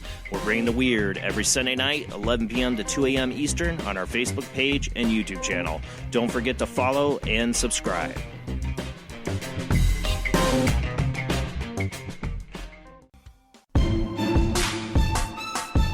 You are listening to WBHM Digital Broadcasting, the best in paranormal talk, only on Paranormal Experience Radio. Broadcasting live out of Birmingham, Alabama. Thank you for listening to WBHM Digital Broadcasting out of Birmingham, Alabama. The time is 45 minutes after the hour. And we're back. Now, I love when Sherry gets in chat because there are so many different things that she asks about. And some of them I know, some of them I don't. One of the questions that she asks is, what does esotericism mean?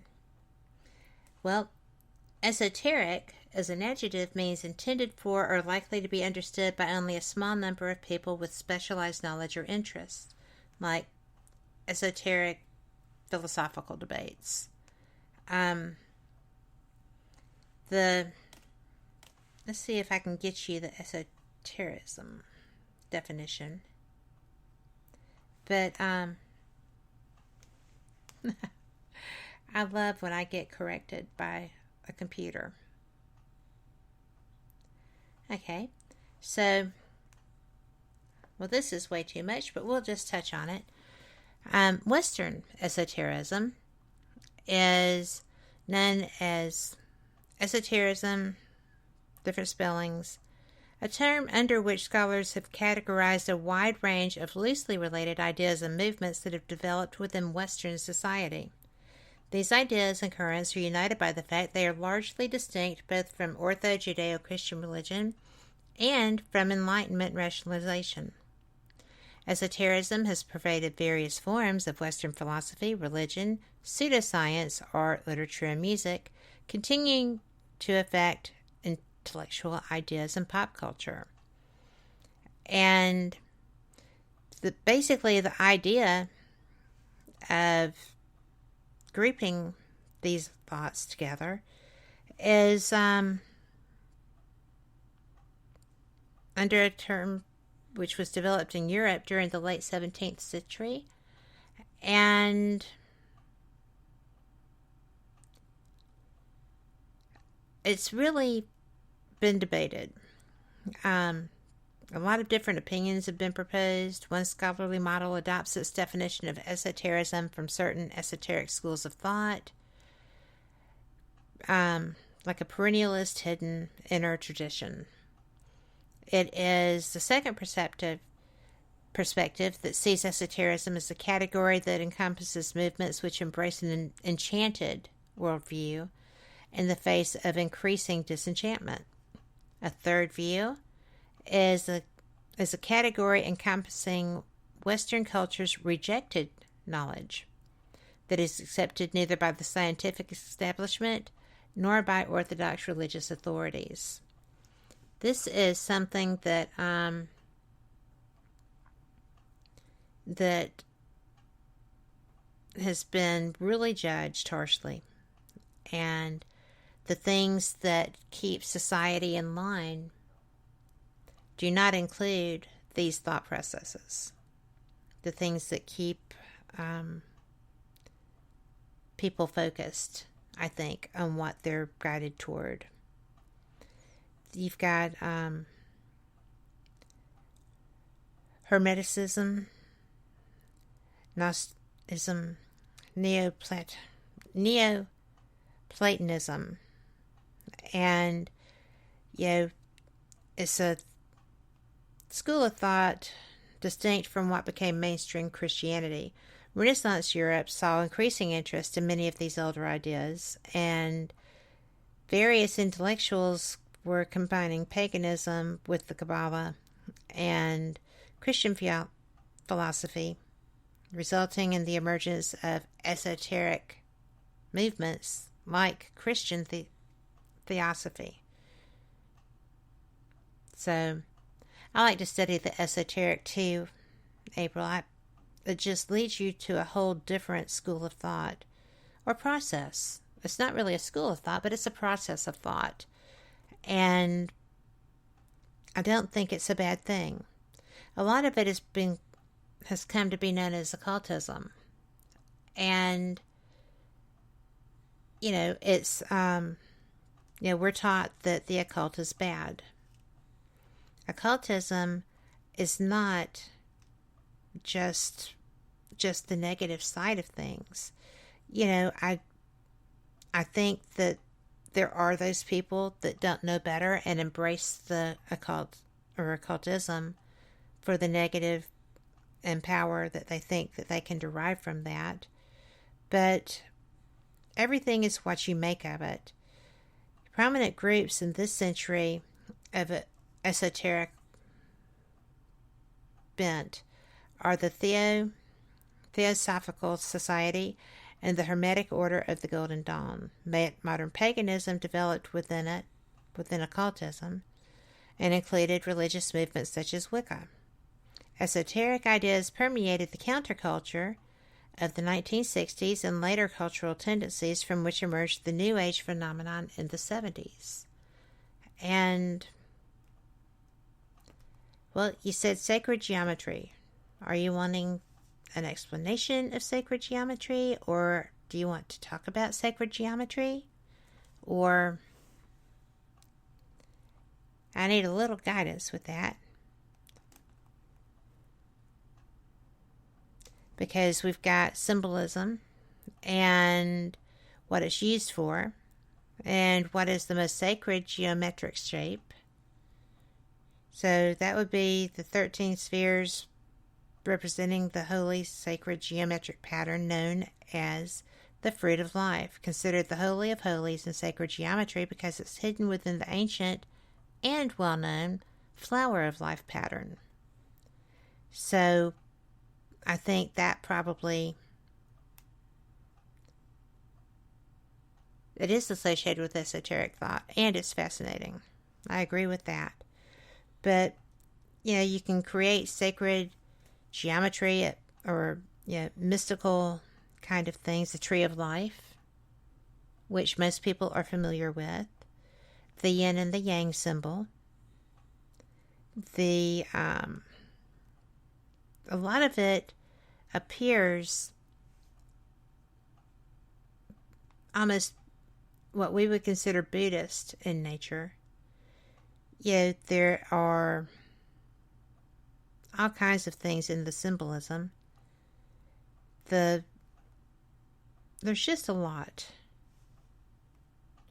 And Sherry says that even though some of these things mentioned may be okay, scared of all that pagan, Wiccan, witchcraft, etc., even scared to study it, although I'm curious.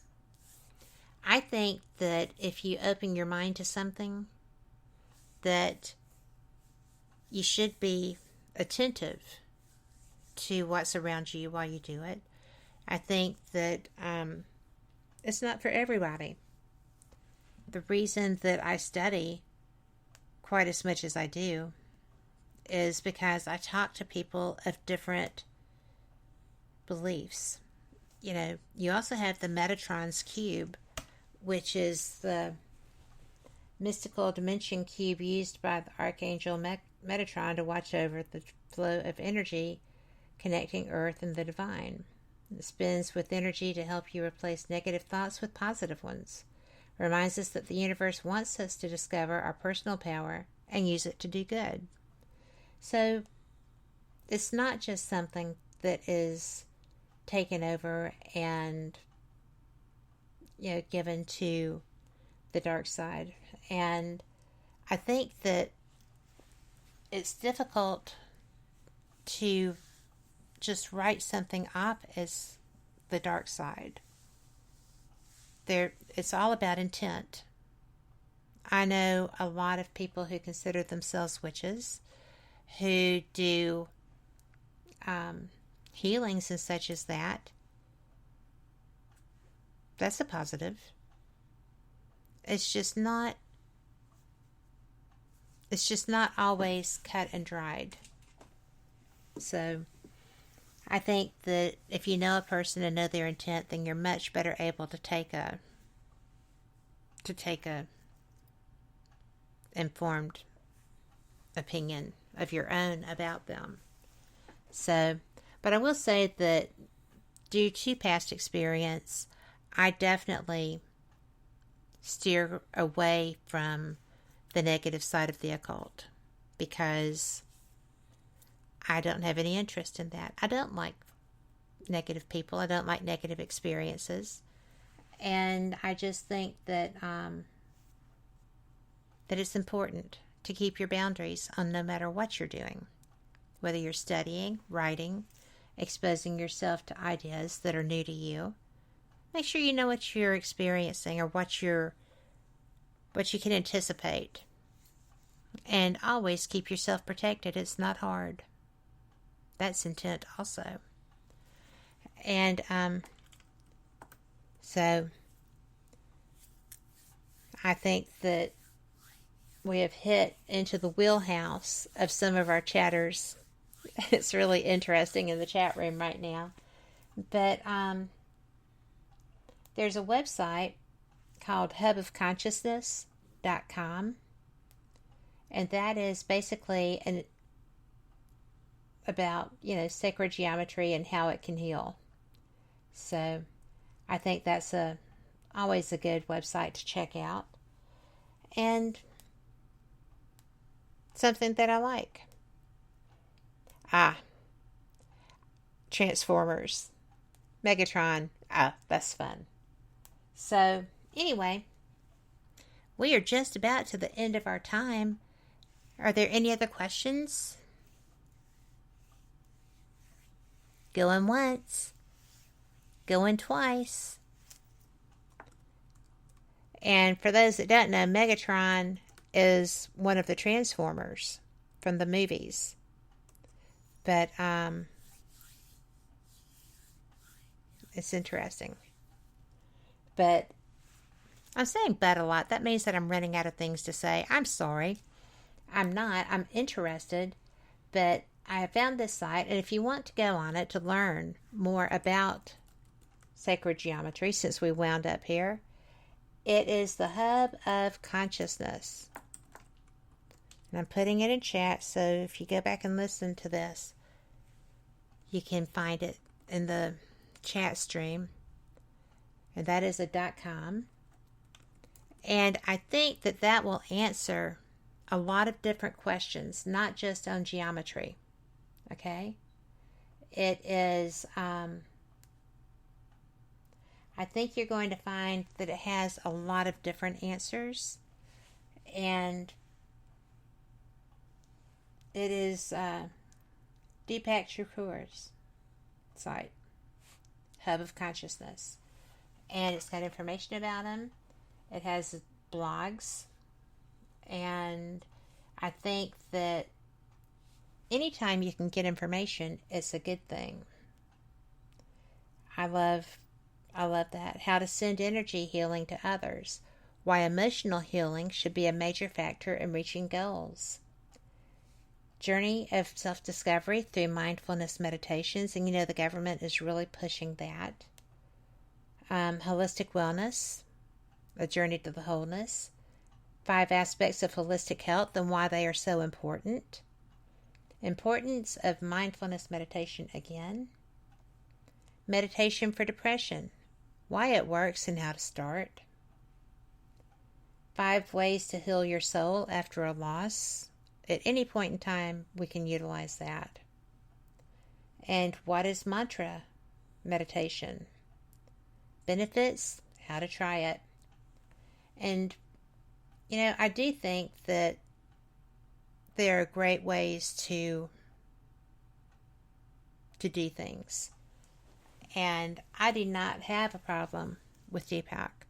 I think that information is always good to have. So, again, check it out. I hope that you have had a great time during this show. I'm so sorry that Micah had to leave, but there was an urgency. And so we managed to do that. He will be back at some point. I think that he's brilliant. I think his books are fantastic. And you're going to get a chance to check them out yourself. Look on Amazon. And you'll find them. And they're excellent. Check those reviews out. Now, as you know, it is time to go. And I've enjoyed being here so much. Be sure to catch us next week. Same cat time, same cat channel. See you Wednesday with Paranormal Experience with my guest Ray Davis. Y'all take care and have a fantastic evening. And you know the rule. If you don't like the world you're seeing, make it different. Get out there, be the change you want to see. Use these attitudes. Use these experiences that you're having now to be understanding and to embrace the changes that are happening around you. It's a little scary sometimes as we go through this pandemic and we're starting to see the other side. And it's important, right? Yeah, I'm hearing that England may, at first they were saying they were not going to be opening back up.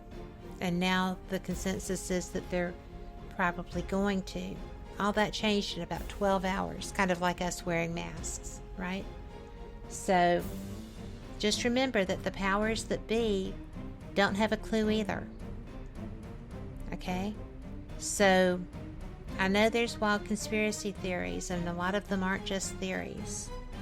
But you worry about you, your world, taking care of your own, and putting that energy out to make this world a better place.